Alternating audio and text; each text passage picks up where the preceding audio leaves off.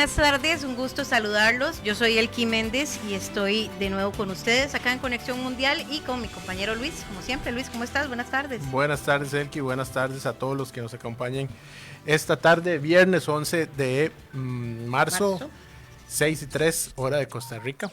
Bienvenida, Elki. Gracias. Estamos de nuevo aquí y muy contentos, muy ilusionados.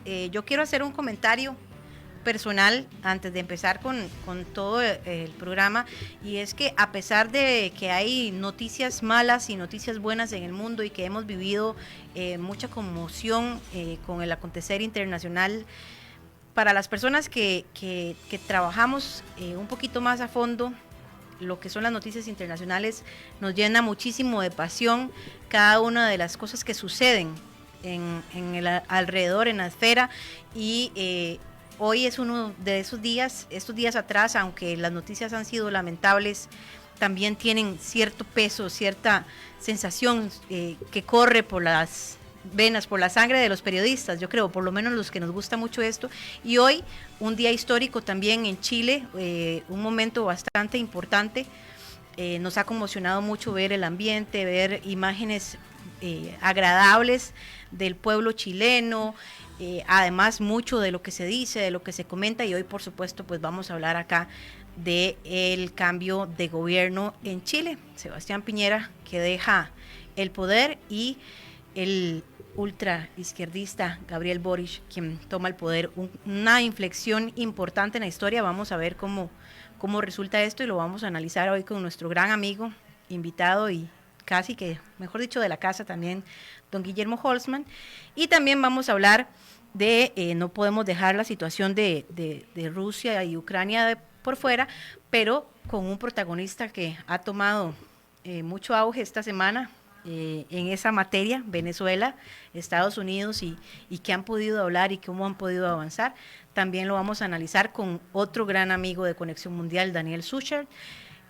Invitados todos a escuchar este programa, y también de una vez lo voy a decir aquí al aire porque no se lo dije a ninguno de los dos antes, invitados los dos a participar si tienen gusto en ambos análisis. Así que voy a saludarlos, aunque todavía no vamos a hablar de Venezuela y Estados Unidos. Voy a saludar a nuestros invitados de una vez, a los dos, para embarcarlo. Don Daniel Suchard, ¿cómo estás? ¿Por qué me vas a embarcar? No hay ningún problema. Yo sé que usted iba a hablar, que a usted le iba a gustar, de eso no tengo duda. Viernes, a ver, el viernes y el cuerpo lo sabe. Así que un cordial saludo para ti, Guillermo, a la distancia, y por supuesto Elki y José Carlos, espero que estén muy bien. Y bueno, también viendo los toros de la barrera de lo que sucede en Chile. Histórico. Un día histórico. Yo creo que ese es el título de este día para Chile. Don Guillermo, muchas gracias, de verdad. Sabemos que ha sido una jornada larga para usted hoy, y le agradecemos mucho el espacio también. Allá son las 9 de la noche, pero creo que ha sido un día emocionante también, don Guillermo. ¿Qué tal? Pues, un agrado poder estar contigo hoy, y José Carlos, Daniel también, un abrazo a la distancia. La verdad que acá en Chile ha sido, la verdad, un día bastante agitado de muy temprano en la mañana. Como toda la actividad empieza acá tipo 8:30 de la mañana en el día de hoy. Hay una serie de actividades que hace el presidente Boric. Él jura pasado el mediodía, hora de Chile, y hace pocos minutos atrás terminó su discurso en un balcón de La Moneda. Y ya tenemos oportunidad de conversar sobre eso. Pero muchas gracias, que la verdad es que me siento en la casa, así que no, digamos, y a pesar que el cuerpo sabe que es viernes, tenemos todo el ánimo para poder conversar y compartir y entregarle información y perspectivas a todos quienes siguen tu programa, tanto en Costa Rica como en otros países de América Latina, e incluso me atrevería a decir más allá. A Guillermo nos lo pudimos encontrar en un canal de noticias también, hablando y un poco analizando lo que está sucediendo en Ucrania. Una agradable sorpresa. Bueno, es que tenemos que decir que nuestros invitados, nuestros panelistas siempre son excelentes profesionales, y que además tienen capacidades y son muy versátiles, porque los hemos tenido aquí, lo hemos tenido en diferentes programas hablando de todo un poquito, pero hoy vamos a centrarnos en un poco al inicio en Chile, y ya luego vamos a hablar también de Estados Unidos y Venezuela. No sé si el que prefiere hacer el primer corte comercial de una vez. Sí, vamos rapidísimo a hacer un corte y ya venimos a analizar el traspaso de poderes. Perfecto.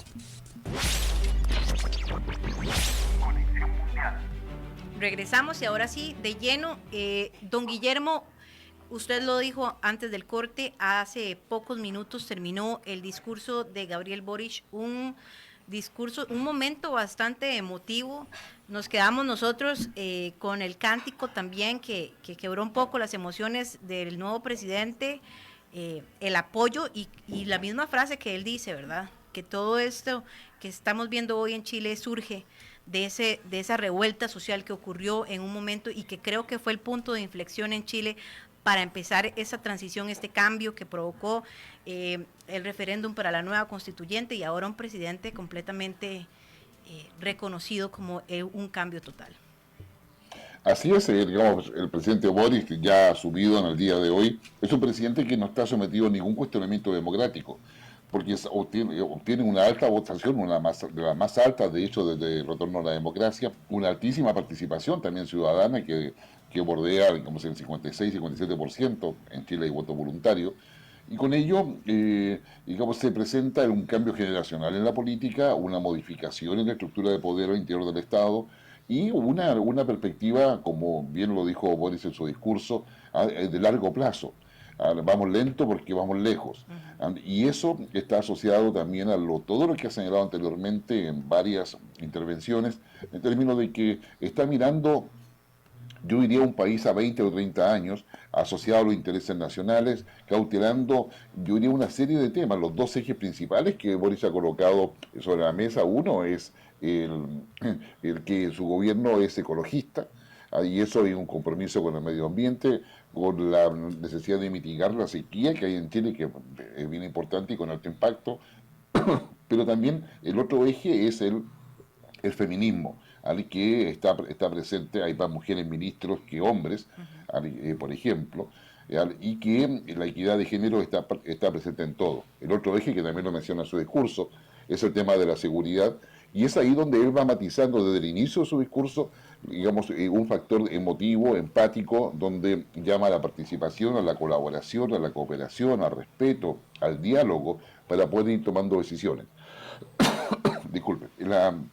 Y esos elementos, claro, digamos, llenan la esperanza de las personas, levantan nuevas expectativas y, digamos, y va avanzando, yo diría, de una manera bastante coherente con lo que ha sido antes, con lo que quiere armar y donde pide el apoyo de toda la población, de todo el pueblo, como justamente le llama.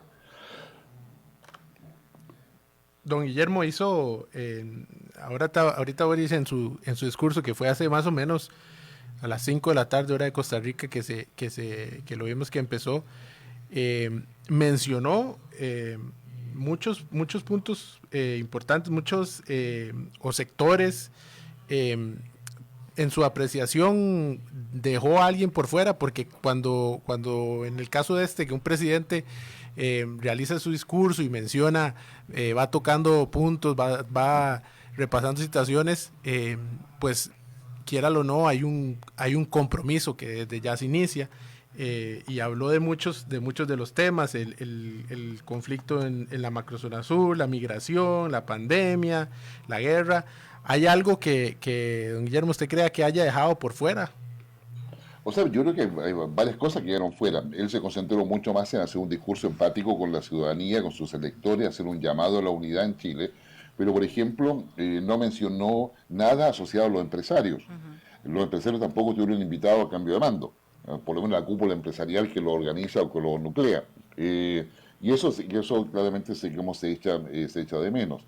Tuvo un discurso con muchas menciones históricas, de hecho termina con una de las frases de Allende, que se dio antes que se suicidara, y va haciendo mucho énfasis en que su gobierno está para disminuir la desigualdad. Plantea los temas de seguridad, pero plantea un tema de seguridad en términos de que la seguridad se logra, o las condiciones de seguridad no se logran con violencia, se logran con un diálogo, con una construcción colectiva. La palabra colectivo o colectiva se usa mucho durante el discurso de Gabriel Boric, y donde les pide a todos que se miren con respeto, que se puedan dialogar, puedan trabajar en conjunto. Anuncia que sus ministros van a estar en terreno permanentemente para escuchar a la ciudadanía, no solamente para ir a inaugurar o presidir reuniones de coordinación en regiones, Entonces hay una serie de cosas. Lo otro importante que dice el discurso es que hay un apoyo decidido a la Convención Constitucional, pero que también esa Convención Constitucional debe sacar una constitución para todos. Y claro, hay un llamado implícito ahí respecto a superar las diferencias que hay en la Convención, que ha dado mucho debate en Chile. Estamos ahora en el proceso de redactar cada uno de los artículos. Entonces, aquí hay una posición de Gabriel Boric de hacerse cargo con responsabilidad, como él mismo lo dice, pero también con mucha participación para poder sacar adelante digamos, los desafíos que hay. Y ahí reconoce que los desafíos no son pocos, que no va a ser fácil, pero donde pide el apoyo justamente del pueblo para poder salir adelante y poder cumplir por lo menos parte de su programa y dejar 4 años que sean la punta de lanza para los 20 años siguientes, donde efectivamente Chile tendrá que consolidar como esta transformación que empieza con Gabriel Boric. Don Guillermo, hay algo que usted sabe bien, que ya lo hemos conversado acá y que a mí siempre me caló mucho desde que lo supe, y es la gran crisis, el gran conflicto que ha existido siempre con la población mapuche. Hoy el nuevo presidente de Chile hace énfasis en esto varias veces en su discurso y dice una frase que me gustó mucho y dice: no es el conflicto mapuche, es el conflicto entre el Estado chileno y un pueblo que tiene derecho a existir. Algo que ya hemos analizado acá también con usted, pero que es importante tomar en cuenta y que ha venido en los últimos meses siendo un tema muy importante y medular incluso en el tema de la nueva constituyente y en este cambio de gobierno. Sí, sin lugar a dudas. O sea, Boris ya con eso hace una definición de qué es lo que se va a resolver. Lo que dijo es correcto, es decir, ese es el conflicto entre el Estado y un pueblo mapuche.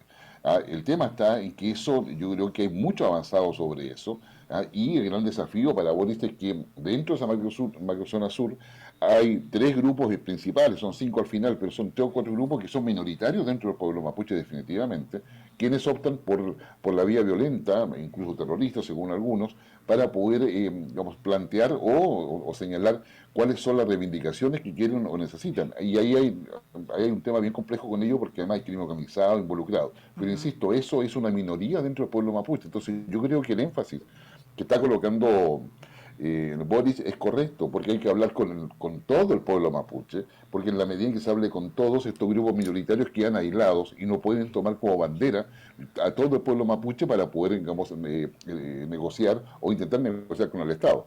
Creo que el enfoque en ese sentido es más estratégico y es correcto para poder entender que hoy día, cuando están representadas en la Convención Constituyente 17, digamos, 10 etnias distintas que hay en Chile, efectivamente, entonces creo que hay un énfasis importante en términos de reconocimiento de las distintas etnias que hay acá y grupos indígenas que están en Chile.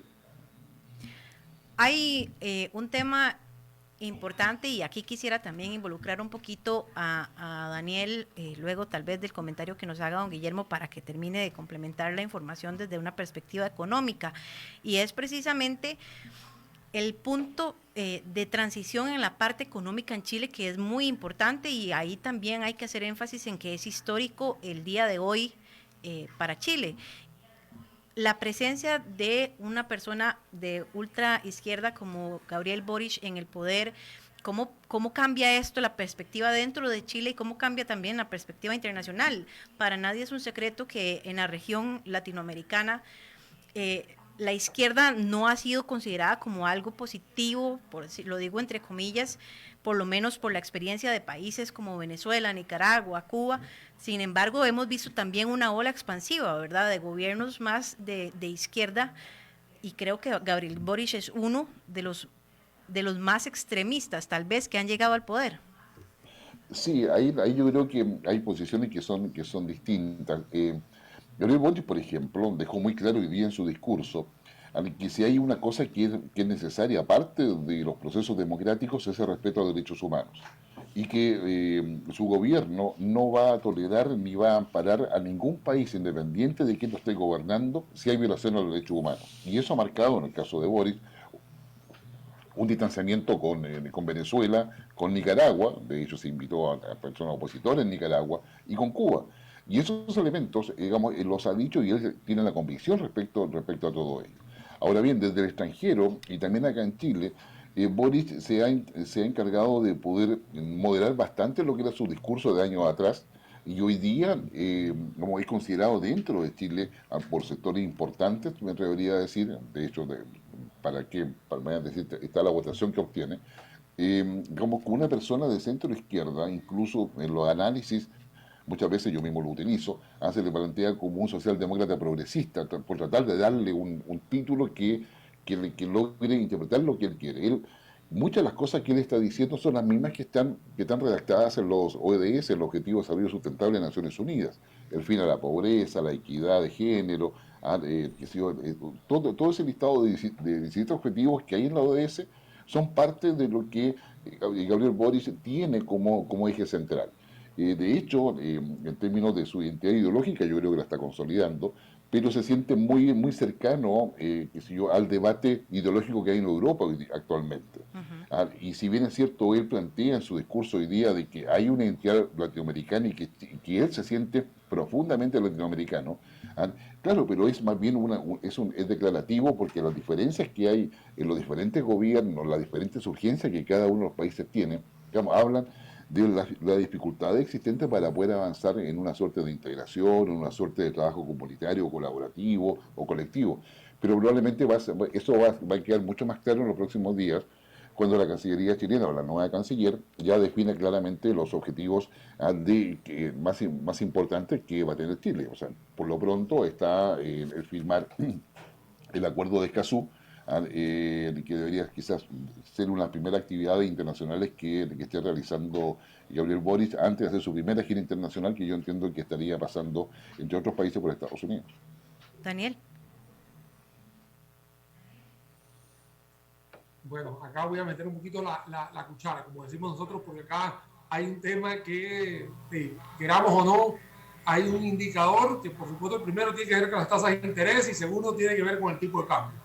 Y si hay algo que ha determinado las elecciones estas de Chile, aparte de que van a una segunda ronda, Kast y Boric, sigue habiendo la división en la población latinoamericana. O sea, se sigue polarizando de izquierdas y de derechas, ¿no? Y aquí Guillermo ahí me va diciendo check si voy bien, ¿no? Porque al final uno lo ve el toro de la barrera, no es lo mismo estar dentro del país que sentir esto. Y bueno, y obviamente siendo venezolano, que tuve la oportunidad de ver ese gran cambio donde había nueva constitución, había temas progresistas y todo eso, por supuesto uno pone las barbas en remojo y dice, hey, hay que tener mucho cuidado con este tipo de verbos que existen. Boric es un chico joven, es un chico joven. O sea, 36 años, sí. Que te genera, digamos, una pasión entre la gente, que a diferencia del pensamiento que puede tener Nayib Bukele, vamos a decir que están muy similares en edad, uno está muy echado a la izquierda, el otro está echado mucho a la derecha. Hoy no vamos a hablar de Bukele, ya Bukele tendrá su momento, pero acá lo que vamos a hablar es esta tendencia que se ha vivido en ese socialismo del siglo XXI, que coincido con Guillermo. Muchos han sido tildados de chavistas o de orteguistas o de castristas, y lo que terminan es tratando de ver cómo se separan de esa etiqueta tan fea que tienen, digamos, estos tres gobiernos que acabo de mencionar, que son Venezuela, Nicaragua, Cuba. Entonces, si bien uno pudiera decir es el mismo perro con otro collar, yo también creo que es otra raza, digámoslo así. Todo es metafórico, por supuesto. Estamos hablando de metáfora, ¿no? Entonces, lo que yo veo es sí, un tipo de cambio que se depreció. Hace un año estaba en 700 y resto, hoy está en 800. Y de hecho, 800 ya después de una bajada, que llegó a 870. Eso, entonces, que ahí uno dice, ok, déjame ir viendo cómo amalgamo todo esto. Ahora, algo que ha tenido Chile, que me parece, y aquí le preguntaría yo a Guillermo, es que Chile sigue siendo el mejor país de Latinoamérica. O sea, sigue siendo el país que tiene los mejores títulos, en bonos, el título es el país que con todas las manifestaciones que hace de la educación, es el país más educado, es el país en el cual posee un índice mucho mejor de penetración de temas de internet, de educación. O sea, hay muchas cosas de Chile. Me extrañaría mucho que diera un giro muy a la izquierda, como se ha podido hacer en un Venezuela y en un Nicaragua, donde hay, o donde hubo en aquel momento, indicadores muy paupérrimos que no tienen nada que ver con Chile ahora. Entonces me llamaría mucho la atención. Más allá, me asusta mucho el tema de la nueva constitución. Es algo que, a ver, me asusta por la vivencia que tuve yo en Venezuela. Prometieron nueva constitución y la verdad, el caldo quedó totalmente nada que ver con lo que queríamos en el sabor. Pero, en fin, acá lo que hay que darle es un poquito de tiempo al tiempo. Y bueno, y yo creería también que la Asamblea, el Congreso chileno también juega un papel fundamental para que Boric pueda tener o no un bastón de apoyo o de oposición. Sí. No, definitivamente, tú tienes razón, Daniel, en todo lo que estás diciendo. Hoy día Chile tiene una economía, a pesar del sobreendeudamiento que tenemos, todavía estamos dentro de los parámetros que exige el Fondo Monetario, digamos, y mantenemos los equilibrios macroeconómicos respectivos. O sea, tenemos una economía sana más allá del endeudamiento obligado que genera la pandemia, generó la protesta social del año 2019. De hecho, tenemos una línea de crédito aprobada por el Fondo Monetario de 12.000 millones de dólares, como que está ahí aposado, digamos, y que es una deuda que la podemos usar, pero ya está aprobado por el fondo. Entonces, cuando queramos usarla, la podemos hacer efectiva. Esas son buenas noticias en general. El tema está en que las expectativas de la ciudadanía, en términos de poder, tú piensas acá que, a ver, el 83%, digamos, de la población está ganando menos de $1.000 mensuales. Digamos, el 43% gana menos de $500 mensuales. Y sucede que el 12 o 13% de la población es la que gana, sobre $5.000 mensuales o sobre $10.000 mensuales. Entonces el tema de la desigualdad es un tema gatillante muy potente, que es una desigualdad estructural, es decir, y la desigualdad no se supera con discurso. Se supera con plataformas productivas, o sea, se requiere transferencia tecnológica, agregar valor a la producción para tener trabajadores más capacitados, mejor pagados, etcétera. Entonces ahí hay un tema que es claramente estructural, pero también se requiere un Estado que sea capaz de hacer bien su trabajo. Boric viene con el tema de transparencia. Ya, por ejemplo, definió que todos los asesores de ministros, subsecretarios de cualquier autoridad de gobierno, ninguno de ellos puede ganar más del 60% de lo que se le paga al ministro o a la autoridad. Entonces ya va colocando límites que parecen razonables para estos efectos. Boric además ha mostrado una línea de prudencia, yo diría, digamos, relevante.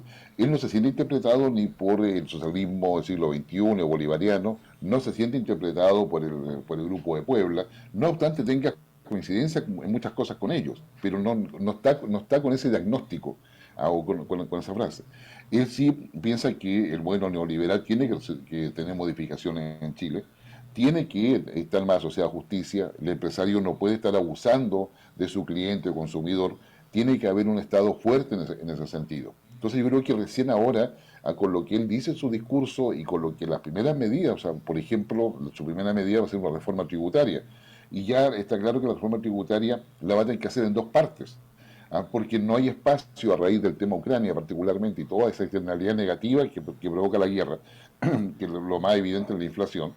En definitiva, o sea, una reforma tributaria cuando estás con el escenario de que esta guerra va a seguir, o sea, Ucrania va, con toda la diferencia, por favor, que esto significa, va en camino a una Siria 2. Digamos, mucha guerrilla urbana, muchas cosas de esa naturaleza que va a seguir provocando, o sea, va a tener un impacto en un alza en los precios de los commodities, de todo tipo. Entonces, yo creo que acá hay de parte de Boric una necesidad de, primero en su discurso, de poder mantener vivo ese déjà vu histórico chileno que gira en torno a la dictadura, Pinochet y todo eso, digamos, y a su vez también generar una idea de esperanza de construir a futuro. No nos olvidemos que en la coalición que apoya a Boric está el Partido Comunista. un partido comunista que es hijo de la Unión, del Partido Comunista Soviético. O sea, no es un partido comunista que haya surgido en Chile, no, era parte de la estrategia soviética en su minuto para poder formar este tipo de partido en todos los países de América Latina. Entonces, acá en Chile era tanto que se decía que cuando estaba lloviendo en Moscú, los comunistas en Chile salían con paraguas. O sea, esa era la ligación que tenían. Entonces, la verdad es que, entonces, Boris tiene que buscar los equilibrios internos también. El 56% de votación que saca Boris en la segunda vuelta, ahí donde que triunfa sobre Kast, es una votación mucho. La izquierda acá en Chile, contando la izquierda dura o extrema izquierda, como dice Elki, y la centro izquierda no pesa más de un 25-28% en términos electorales. La derecha tiene un peso que va entre 18 y 22%, o sea, un voto duro. O sea, cuando hay un candidato de izquierda, parte de ese piso. Por lo tanto, quienes le dan el triunfo a Boric son las personas que quieren transformaciones, quieren cambios, y que yo creo que se concentra particularmente en lo que es calidad de vida, dignidad de las personas, transparencia, temas que Boric toma adecuadamente, pero no puede desconocer que en Chile esta idea de izquierda y derecha se mantiene. Afortunadamente no estamos polarizados en la sociedad, hay una polarización en las redes sociales, pero no hay una polarización al interior de la sociedad, y esperemos que no la haya. Y yo creo que Boris le tiene particularmente respeto a una polarización que pueda producirse, y de ahí el llamado permanente en todo su discurso a trabajar colectivamente, a generar esa idea de que autoridad y ciudadano pueden conversar, necesitan conversar para poder solucionar las cosas. Entonces yo creo que hay mucho de mito. Yo, como estaba escribiendo hace poco un análisis, decía, claro, el Boris con lo que dice, un poco está guardando los contextos históricos muy distintos, pero en términos de liderazgo político y lo que va a tener que hacer Boris, que va a tener que ser muy pragmático, está en la misma posición que estaba Tony Blair hace décadas atrás en Reino Unido, que finalmente termina llamando a un sociólogo que no se dedicaba a la sociología política, para que le escribiera todo lo que hizo Tony Blair para adecuarse a la globalización, que estaba recién comenzando después de la desintegración de la Unión Soviética. Y ese sociólogo fue Anthony Giddens, que escribe La Tercera Vía. Entonces yo creo que un poco la mirada que hay conversando con varios colegas desde Europa y de otros países es que, y así lo perciben, que Gabriel Boris podría estar quedando la cuarta vía. Entonces, es decir, dentro de esa perspectiva. ¿Será cierto o no será cierto? No sé. Quizás para el tema de análisis, Boris tiene que dar un discurso que es la cuenta de la nación el 1 de junio. O sea, hoy día hubo protestas, hubo vandalismo, hubo grupos, estamos hablando, yo le llamo minoría intensa, estamos hablando de grupos de 50, 100, 120 personas máximo, que se enfrentan a carabineros, generan vandalismo, etcétera. Eso claramente son minorías, pero permanentemente están, y hoy día estuvieron no solamente en Santiago, sino que en las principales ciudades del país. Don Guillermo, yo quería... adelante, Daniel. No, es que, a ver, hay una cosa que a veces uno dice, todavía hay muchas cosas muy latentes. Ve que acaba de decir don Guillermo el tema de Pinochet y todo, y todavía hay gente que sí vivió eso, y hay gente que le tiene mucho miedo a todo esto. Y cuando vemos un país como Chile, que si bien el cobre es muy importante, a ver, no es el 90% del PIB, todavía hay un espacio para muchísimas cosas más, y necesita la relación internacional para eso, y tiene que moverse. O sea, a ver, voy a hacer la comparación odiosa, pero es así. Venezuela es un 90% PIB, es petróleo, y Nicaragua tiene una especie de apalancamiento importante, 25% que son remesas. O sea, estamos hablando de gente que necesita en diferentes cosas. Yo creo que Chile, si bien me asusta, vuelvo a repetir, a mí me asusta cuando veo nuevas constituciones y todo eso, todavía sigo esperanzado, y es que te lo digo, Guillermo, porque cuando yo tuve muchos amigos que sus papás vinieron a Caracas en ese momento, porque estaban escapando de las dictaduras y todo eso, y después se devolvieron saliendo de la otra, ¿no? Porque es como cíclico en Latinoamérica, siempre hay cosas que hacer, ¿no? Pero es lo que decían, o sea, muchos decían, mira, no te metas por aquí o no se metan por acá, que podríamos tener un problema en Venezuela o en Colombia, por ejemplo. Pero yo no creo que se vaya a pegar con la cerca de la izquierda, no. Pero porque estamos en el 2022 y la forma de que está el mundo tan globalizado y tan conectado, no lo veo tan fácil. No, tampoco acá en Chile, a pesar de que el debate convencional ha generado muchas discusiones, porque, o sea, por ejemplo, qué sé yo, a ver, les pongo un ejemplo, discusiones dentro, todavía esto no es articulado, pero discusiones entre comisión, los derechos de la naturaleza, o sea, todas las plantas, animales y todo, digamos, todos tienen derechos. Ahora, ¿cómo se definen los derechos de la naturaleza? Qué sé yo, bueno, eso los juristas ya es un problema. Para el resto del mundo, claro, es deseable, pero no claramente es parte de un proceso evolutivo donde se quiere que se modifique justamente la relación entre Estado y sociedad. Entre Estado, mercado y sociedad, me debería decir. Entonces, ahora, ¿cómo va a quedar esto? Recién vamos a tener este borrador en el mes de mayo, así que veremos cómo queda, pero es para una larga conversa, porque nosotros, lo que yo rescataría para no latear tanto con este tema, es que todo este proceso se ha hecho institucionalmente, y Boric ha sido particularmente celoso de respetar la institucionalidad. De hecho, él fue el único de su coalición que actualmente lo apoya, que concurrió a firmar el Acuerdo por la Paz Social y Nueva Constitución, que es el acuerdo político de los partidos políticos que da inicio a todo este proceso que ahora conocemos, con la Convención Constitucional y todo ello. Él cuando gana la segunda vuelta, digamos, y habla con Piñera, lo trata de presidente Piñera. Ahora, cuando hubo el cambio de mando, le dio un abrazo. O sea, es decir, más allá de las diferencias obvias y naturales que hay entre ambos. Entonces, el sentido republicano, y una cosa que acá se ha destacado mucho, se respetó. Y tiene que ver con lo que tú dices, Danilo. O sea, no están los tiempos como para poder andar a bandazos por la derecha o por la izquierda, qué sé yo, y esos elementos hoy día son particularmente un activo para Boris, porque Boris lo que generó no fue un comportamiento electoral solamente ideológico, sino que particularmente emotivo. O sea, votaron por la confianza y por la credibilidad de Boris, y yo creo que lo tiene perfectamente claro. Entonces, ahora, ¿cómo lo va a manejar? ¿Cómo va a construir su liderazgo? Él está recién construyendo su identidad ideológica real, porque eso es un campo abierto hoy día para la discusión. No estamos en el siglo XX donde tenías que elegir para qué lado te ibas, porque estaba todo dicho y tenías que repetir lo que dijera cada lado. Elki y José, disculpen que me meta aquí, pero ¿qué es lo que yo opino sobre lo que está sucediendo en Ucrania y Rusia? O sea, para mí no es Ucrania y Rusia, es Ucrania y la mentalidad de algunos soviéticos que están hoy liderando esto. Porque los rusos, los que nacieron después del año 90, están en otra cosa. Los verdaderos rusos. El que tiene 30 años, 25 años ahora, no está en eso. Pero bueno, disculpen que me meta. No, está bien. Pero ya que estamos haciendo esta comparación, creo que por ahí va la cosa. De por sí ya casi hacemos la transición, entonces usted nos está abriendo la puerta ahí para hacer el cambio, pero sí queríamos hacer una consulta antes para cerrar el tema de Chile. Para cerrar, pero no se tiene que ir, ¿verdad, don Guillermo? No. Para que inicie una nueva etapa tiene que concluir una, y me gustaría tal vez una apreciación, un balance de lo que ha sido este gobierno de Sebastián Piñera, cómo queda, cómo sale.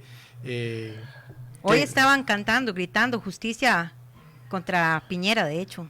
Sí, no, cárcel para Piñera, para Piñera, eso cantaba. Sí. A ver, yo ahí tengo, y te voy a hablar como analista básicamente, o sea, Piñera yo creo que sale mal evaluado porque él tuvo una crisis de conducción institucional que no pudo superar después del 18 de octubre y particularmente después del 25 de octubre. Una crisis de conducción institucional donde no pudo alinear las instituciones, no pudo generar, digamos, las coordinaciones necesarias en el interior del país para poder mitigar, controlar, generar diálogo, negociaciones que finalmente lo obligan a llevar como punto de salida de esa crisis a este proceso constitucional. O sea, un proceso constitucional que lleva a lo que estamos hablando recién. Lo segundo es que el estallido social del 18 de octubre, claro, deja una cantidad, y las protestas siguientes que se dan con mucha violencia, Con el 18 de octubre yo tengo todo un tema porque yo creo que hay que analizarlo en forma muy diferenciada para poder entenderlo, pero ahí hay una mezcla de muchas cosas. Pero ahí también hubo un uso excesivo de la fuerza, una represión que fue muy intensa, que deja muchos heridos, al que eso lleva incluso a distintos organismos de derechos humanos, tanto en el sistema internacional como ONG, a poder mostrar cómo se están violando los derechos humanos y deja al descubierto la falta de protocolos, es decir, una serie de cosas que finalmente se las cargan a Piñera. ¿Ya? Se la cargan a Piñera y Piñera termina siendo un gobierno bastante aislado. Termina él aislado gobernando. Sin embargo, eso es la cara, yo diría, más política, mediática, que está dentro de la pugna de los gobiernos de izquierda y derecha o los grupos de esa naturaleza. Que es real y que probablemente va a motivar a que Piñera sea acusado, no sé si en la justicia internacional o se presenta alguna acusación dentro de Chile. Pero eso hay grupos que están preocupados de eso. Pero también sucede que Piñera deja al país con un despliegue importante en la Antártica, ¿ah? Digamos, deja un despliegue del 5G, todo lo que es la transformación digital del Estado, tiene todo el tema de energía en términos de acuerdos con países de la Alianza del Pacífico, está todo el hidrógeno verde de por medio, está todo lo que es energía solar por otra parte, está el perfeccionamiento de una serie de acuerdos comerciales que hoy día nos benefician mucho a cualquier productor, incluso pymes, al que están hoy día exportando. Entonces hay también un balance que desde el punto de vista de lo que va a servir a Chile a futuro está bastante avanzado. Y son avances concretos. Entonces yo diría que acá hay un tema de la gestión política que sale muy mal evaluado. Él termina ahora su mandato con un 21% de aprobación, ¿ya? Y claramente hay otras cosas más estratégicas que se han hecho en diversos ministerios que están muy en la línea de un pensamiento, de una construcción de un país a largo plazo. Pero eso claramente no es lo que siempre se va a destacar. Hoy día, por ejemplo, nosotros en todo el país tenemos 4G. El tema hoy día vamos evolucionando hacia 5G. De hecho, de aquí al 2024, 24-25, vamos a tener, digamos, el 98% de cobertura, ¿ah? En todo el país, en los lugares rurales y todo eso. Hay una transformación digital impresionante que el Estado tiene que cumplir de aquí al 2024. ¿Ya? Entonces, está obligando a que haya un proceso de transformación que ya empieza en estas áreas, por lo menos, con Piñera, que va a ayudar muchísimo al gobierno de Boric, porque ya hay muchas cosas, digamos, en proceso. Entonces, yo creo que ahí hay una serie de cosas. Ahora, ¿qué cosa? En términos legislativos, muy mal desempeño el gobierno de Piñera. Digamos, apenas logra avanzar, yo diría, no más del 20 o 30% de sus propuestas legislativas, y ese 20 o 30% solamente logra éxito en la forma en que las presentó en menos del 10%. Entonces, el desempeño legislativo no juega tampoco a favor en la evaluación final de Sebastián Piñera. Bien, vamos a hacer brevemente una pausa y ya venimos porque el otro tema también se las trae y está muy interesante.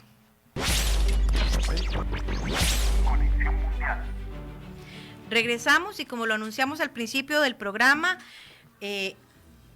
aquí en la región se ha tomado un protagonismo de alguna forma, por lo menos en la parte económica, comercial, en el petróleo. Venezuela, Estados Unidos, en lo personal tengo que decirlo, es una noticia que a mí me ha exaltado muchísimo durante esta semana, me tiene impresionado. Y que nos diga Daniel, yo no sé si para usted, si lo toma por sorpresa. Digo principalmente Daniel, sí, por el tema de Venezuela. Eso, y lo segundo, que yo no sé si, y aquí don Guillermo, que es toda una escuela, podrá tener más malicia o conocimiento y además experiencia que yo, muchísima, y más bien le agradecemos mucho el aporte que siempre nos da, y Daniel, ni qué decir también. Yo no sé si es que yo soy demasiado optimista, pero yo hasta contenta estoy porque aunque ahí viene la parte de diplomática y política y todo esto, económicamente quisiera verlo como una posibilidad a largo plazo para los venezolanos principalmente, ¿verdad? No hablemos de Nicolás Maduro. ¿Es así? ¿Puedo ser optimista, Daniel? A ver, aquí, mira, este es el mejor ajedrez que uno puede tener. O sea, me quedan como 10 minutos en una parte que es tan interesante, porque el conflicto de Ucrania y Rusia tiene epicentros en Teherán, epicentros en Caracas, epicentros en Washington. O sea, y son lugares que uno empieza a decir, no puede ser. ¿Por qué te hablo de Irán? Bueno, hay que recordar primero que existe una flexibilización o una intención de flexibilizar los acuerdos de, digamos, las sanciones del acuerdo nuclear con Irán, que en algún momento las tuvo Mahmoud Ahmadinejad, Rouhani, Ebrahim Raisi. Ahí estamos primero. Luego sabemos que por el otro lado Maduro también tiene sus sanciones y al final todas terminan en lo mismo. Las empresas petroleras no compran, no le pueden comprar a Venezuela, no le pueden comprar a Irán. Ahí está. Estos dos señores, vamos a hablar de Maduro en este caso, fue el primero que salió corriendo a decir: yo apoyo a mi compañero, amigo fiel de toda la vida, que es Putin. Que le duró ¿cómo va a poco. estar apoyándolo si tiene la franja petrolífera del Orinoco, una de las franjas más importantes en petróleo mediano y pesado que hay en Venezuela? La mitad de la franja está hipotecada con Rusia. ¿Qué más quiere, no? Y los iraníes, y es que estoy hablando de los iraníes porque es prácticamente lo mismo, los iraníes tienen un súper apoyo de este caballero Putin. ¿Por qué sí? Porque Irán tiene prácticamente a todo el mundo árabe sunita, casi que en contra de ellos, que son chiitas. Y Putin es prácticamente un chiita disfrazado. Bueno, en fin. Y más con lo que hizo hoy de reclutar a algunos colaboradores de Oriente Medio. ¿Qué es lo que sucede acá? Recordemos que voy a hacer dos partes. O sea, recordemos los pactos de Abraham, donde hay un problema, porque hay países árabes que se vuelcan a hacer el tratado de paz con Israel, ¿no? Y por supuesto Irán es el primero que está molesto. Hoy Emiratos Árabes Unidos dice: yo también aumento mi producción petrolera. Eso es una bofetada para ellos. Por el otro lado, tienes que Estados Unidos dice: voy a comprar petróleo. ¿A quién? Al país que patrocina a Cuba y a Nicaragua, que es Venezuela. Entonces te pongo contra la pared. Tú decides, o sigues apoyando ideológicamente a este loco, vamos a decirlo así, esto es una opinión mía, Daniel, ¿no? O te compro petróleo y sales de abajo. Claro, aquí esto es muy claro. Venezuela no es una amenaza militar para Estados Unidos. No. Porque Venezuela no se va a ir para ningún lado más. Venezuela no es una amenaza ni para Colombia. O sea, manda tanques y los tanques, la mitad de los tanques están oxidados. No sirve. Cierto. ¿Me entiendes? El tema es que Venezuela en estos momentos es una pieza geopolítica. Créeme, créame todo. Estados Unidos tiene más petróleo para sacar hoy liviano que Venezuela. Él puede abrirlo el chorro, pero él necesita acorralar a Venezuela diciéndole: acá está la plata. Hay un refrán que se llama: por la plata baila el mono. Acá estoy, voy a ver si bailas, ¿no? Y si baila Venezuela, de verdad no le va a molestar a Estados Unidos. Lo que sí va a hacer es que el otro va a perder la fuerza que le da Irán, la fuerza que le da Venezuela. El origen de toda esta lucha, la influencia mundial. Sí, es una influencia. Y en todo esto, vuelvo a repetir, son dos influencias importantes en todo esto. Claro, si hay dinero para Venezuela, Venezuela puede patrocinar a Nicaragua, que aquí lo tenemos muy cerca y obviamente la están pasando muy mal. Y por supuesto los cubanos, que la están pasando mal hace 60 años. Por el otro lado, el Medio Oriente está preocupado porque si se le da plata a los iraníes, existe todo un tema que todos conocemos: Hezbollah, Al-Qaeda, o sea, un montón de patrocinadores. En este caso puede ser, digamos, el Hamas, etc. Pero acá hay un eje importante: Putin. Porque Putin sí tiene el armamento nuclear. Putin sí tiene el problema. Y Putin sí lo está llevando a cabo. Y Putin, vuelvo a repetir, ahí sí, Guillermo, no sé si coincide o no, Putin no es ruso. Putin es soviético. Putin es soviético. Es de estos que estaban de la KGB, de anterior, que ellos simplemente ordenan y van. Ellos están viviendo un mundo paralelo todavía anclado en los 1980, no en 2022. Por eso digo, hago mucho hincapié en los jóvenes, y que termina siendo una implosión, que estoy seguro que va a llegar en algún momento, de todas estas sanciones, quitarlo del SWIFT, quitarle las compras de petróleo, de gas, de carbón, de maíz, de trigo. ¿Quién termina siendo el que va a estar golpeado? Todos estos productos tienen proveedores sustitutos. El tema es que no hay forma de sustituir el dinero que entra a Rusia Así. Y aquí hay un solo, para dejarle a Guillermo también decirle algo, hay un solo personaje que no ha hablado, que es China. Y si China habla, el mundo o va para un lado o va para el otro. Claro, en este momento no habla, entonces no dice nada, entonces todo fluye como una tensa calma en todo esto. No sé qué dice Guillermo, por lo menos. Ya, empecemos yo diría por lo que es China. China es un régimen comunista marxista, pero que ama el mercado. Ahora, como China ama el mercado, el peor negocio para quien cree en el mercado son las guerras. Es decir, porque se afecta la oferta y la demanda. La economía se contrae rápidamente, porque los países colocan todos los esfuerzos en la guerra, o en protegerse de la guerra. En consecuencia, digamos, en esta oportunidad, yo creo que China es, claro, tú bien decías, está terriblemente ausente, pero permanentemente presente.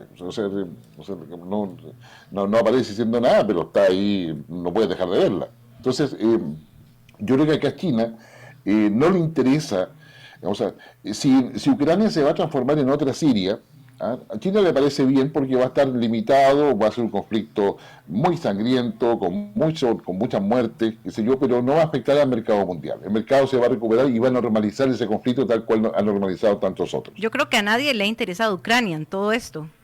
No, sí, Ucrania es el tablero, pero las piezas que están arriba de ese tablero son otras. Alguien lo decía Daniel, o sea, decir, Ucrania es solamente el tablero. Ahora, lo que es concreto es que China puede llegar, una opción es que China llegue a mediar en eso para controlar el conflicto, de tal forma de que se quede en Ucrania, una parte de Ucrania, que se queden peleando ahí todo lo que quieran, pero llega. Ahora, el tema está en que, siendo China como es, que le interesa el mercado, que ama el mercado, su participación como mediador no va a ser gratuita. Y esa cuenta la va a tener que pagar Estados Unidos, la va a tener que pagar la Unión Europea, y puede que le dé crédito a Rusia. Entonces, pero yo diría que es ahí donde está. ¿Cuál es el tema hoy día? Ucrania no tiene capacidad militar para frenar la ofensiva rusa. Putin, digamos, ya sea por la razón que dice Daniel, ya sea por sus asesores que le quieren construir la Gran Rusia, por la razón que sea, no va a abandonar su objetivo político ni la ofensiva militar hasta que Zelensky no salga del poder, hasta que no tengan el control de Ucrania, o intenten tenerlo por lo menos, y todo hace pensar de que esto se está transformando en una guerra de guerrilla, en una guerra urbana, que eso puede llevar meses. Digamos, Europa no quiere que se traspase a sus países, le mandan todo el armamento que quiere Ucrania, pero que no pase la frontera. Digamos, ni los ucranianos que quieren pelear, ni los rusos que quieran pasar. Entonces, ustedes piensan que a mayor cantidad de gente que sale de Ucrania, mayor capacidad de control electoral de una potencial elección posterior va a tener Rusia y Occidente. Entonces, bueno, uno puede hacer varias derivadas, pero lo concreto es que hoy día China es el país que tiene una capacidad de poder ser mediador y prestarle espalda a Ucrania, porque dado que Ucrania no tiene capacidad de frenar la ofensiva militar, necesita espaldas. ¿Quién le presta espalda? Uno podría ser China, y como digo, no es gratis y eso da para otro programa probablemente. ¿Y qué más le puede prestar? Coloquemos ojo a la reunión que hubo ayer y hoy día de la Unión Europea. La Unión Europea estaba dispuesta, eran 3 países que estaban planteando el ingreso a la Unión Europea: Georgia, Moldavia y Ucrania. Se aceptó Ucrania y probablemente Ucrania va a quedar dentro de la Unión Europea en una situación especial, temporal, que si yo mientras termina la guerra cumple los estándares que exige la Unión Europea, etcétera. Porque la Unión Europea no abre la llave para que entre fácilmente cualquier país. Entonces va a quedar en un estatus especial. Y eso va a significar que Ucrania no ingresa a la OTAN. Digamos, sencillamente. Porque el otro tema que se discutió hoy día en la Unión Europea es el tema de la defensa europea. Y es un tema que viene hace años. A los europeos saben que tienen muchas coincidencias con Estados Unidos. Pero hay cosas donde no coinciden. Y que pues, si usamos Pareto, hay un 80% de coincidencia, pero hay un 20% que no coinciden. Entonces, ahora con lo que pasó con Rusia, digamos, y esta dependencia de lo que dice Estados Unidos, hace Estados Unidos con respecto a la OTAN, a Europa tampoco le parece. Entonces, si Europa logra avanzar en esta unidad que ha mostrado respecto a la guerra de Ucrania y transformarse en un solo interlocutor válido frente a Rusia, que sería, yo creo, lo ideal para Rusia, además porque la Unión Europea ayudaría al alto al fuego real, porque también le daría una salida a Rusia. O sea, también hay una cosa que está clara, y es que el conflicto está ahí en Europa, ¿no? Y también el que necesita que se resuelva rápido también es Europa, ¿no? O sea, el francés lo ha dicho, los alemanes lo han dicho. Pues claro, ver los toros, aquí en este caso no es de la barrera, pero ver los toros más lejos, no es lo mismo verlo, no es lo mismo el asiento al frente de la cancha que allá arriba en el estadio. Pero también hay un tema económico que tiene que ver acá, y es siempre, por lo menos en el caso mío, siempre he dicho, la válvula de escape lo tiene con China, o sea, Rusia y China, como China no ha dicho nada, todavía existe algún tipo de salvamento de algún tipo de productos, etcétera, intercambio. De hecho, el CIP, que es el que sustituye al SWIFT, en el caso de China, ahí tienes todavía una válvula de escape. Por ahí también he tenido los crypto lovers, también ahí hablando sobre criptomonedas, pero bueno, en fin, el mercado no es tan maduro para poder hacer eso. Y por el otro lado, el José, volviendo aquí a Latinoamérica, se la dejaron bastante complicada a Maduro, ¿no? Yo lo vi muy tranquilo y muy seguro en las respuestas, muy rápidas. Mira, la comunidad internacional venezolana o la diáspora venezolana ha estado muy irritada. ¿Por qué? Porque obviamente le suministraría dinero a Maduro y lo mantendría en el poder. Por eso que ves mucha gente muy molesta de que esto ya se ha dado. Por el otro lado, el que vive en Venezuela dice, mira, esto sería algo muy, muy importante porque le podría suministrar. Podrías incluso de subir de 700.000 barriles diarios que tiene Venezuela hoy a poder subir incluso hasta medio, 1.400.000, 1.300.000, que no es nada. Sí, 10 millones es lo que produce Estados Unidos. Dime, Elkin. No, continúe, porque además nos quedan 2 minutillos, entonces no les voy a robar. ¿Qué es lo que sucede? Que acá es un tema de que por la plata o te mueves o no te mueves. Y es que él te mueve significa que Ortega se va a tener que mover y Díaz-Canel también lo tiene que hacer. O sea, es que el ajedrez es complicado. O sea, el ajedrez no es solamente la frontera rusa con Ucrania. Es que aquí puede sacar, incluso podría estar, digamos, muchos ganadores en esta historia. De hecho, por ahí estuve en un programa donde me preguntaron, Daniel, ¿tú crees que aquí la gente lo está haciendo por convicción o porque quieren el premio Nobel de la Paz? Claro, tuve que respirar hondo, porque claro, uno empieza a pensar, mira, Naftali Bennett, por ejemplo, que es el israelí. Mira, es complicado, ¿me entiendes? Ahí, Naftali Bennett puede lograr algo que Benjamin Netanyahu no lo hizo, por ejemplo. ¿Me entiendes? Y puede ser que Biden puede obtener el premio Nobel de la Paz, cosa que Trump no hizo. O sea, uno puede empezar a poner cosas, claro, son muy subjetivas, pero también lo ponen a pensar mucho en todo esto. Lo que sí está claro es que esto no termina hoy ni termina mañana. Posiblemente vaya a durar unas buenas, largas semanas, porque todavía van a seguir habiendo muchas cosas y todavía hay válvula de escape para Rusia con la frontera bastante grande y bastante considerable con China. Yo quisiera terminar este programa con la respuesta 30 segundos de cada uno, porque ya nos tenemos que ir antes de que Marquitos nos regañe. ¿Les toma por sorpresa? ¿Les parece una buena estrategia de Estados Unidos haberse acercado a Venezuela? Don Guillermo, don Daniel. Yo creo que Estados Unidos lo que hace no solamente es pragmático, sino que además es demostrarle a Rusia lo solo que se puede quedar de sus socios que tenía tan cercano que pensaba que dominaba.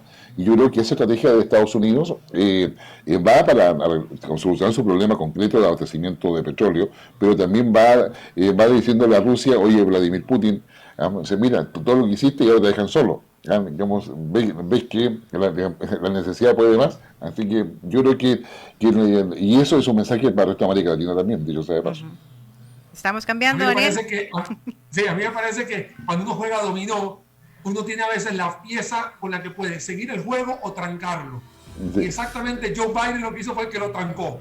Y lo puso contra el de la pared a todo el mundo. O sea, puso una pieza que a veces cuando se juega dominó, hay gente que se molesta. Dice, ¿cómo pusiste esa pieza? Bueno, hay gente que dice, era el momento justo de la pieza. Uno le dicen timing, otro le dicen estrategia, otro le dicen oportunidad. La cosa que lo hizo, y aquí estamos, bailando. Aquí Estados Unidos... Aquí le decimos meter el bus en fútbol. No, yo creo que Estados Unidos le recuerda al mundo que sigue siendo la potencia mundial. Sí, sin duda. Sí, muchas gracias, don Guillermo, Daniel, Luis, nos vamos. Muchas gracias. Nos vemos el próximo viernes. Hasta luego. Listo. Chao, Daniel, un abrazo. Chao, José Carlos, que esté muy bien. Chao, Guillermo. Chao. Abrazo, lo mismo. Igual.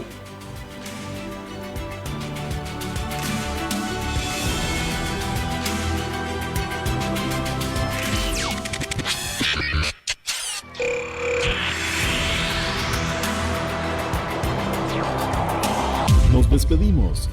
Somos Conexión Mundial.